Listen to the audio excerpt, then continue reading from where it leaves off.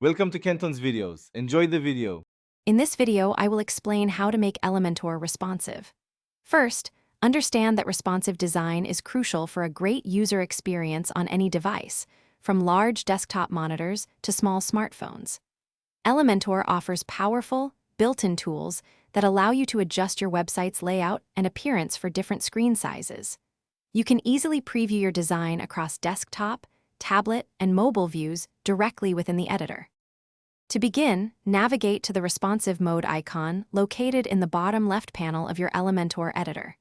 This allows you to switch effortlessly between desktop, tablet, and mobile views. Once in a specific view, you can adjust column widths, element spacing, and other layout properties.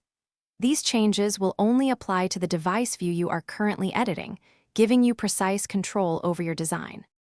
For more advanced control, Elementor offers several powerful options. You can utilize the Hide on Device feature to show or hide specific elements on desktop, tablet, or mobile.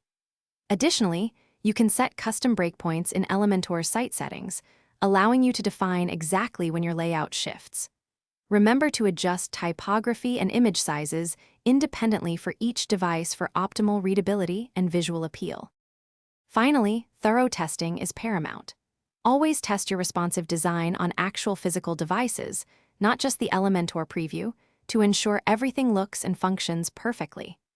Adopting a mobile-first design approach often leads to a better overall user experience. Regularly review and update your responsive settings, especially after adding new content or making significant layout changes, to maintain a flawless presentation. Thanks for watching. Consider subscribing if we helped you.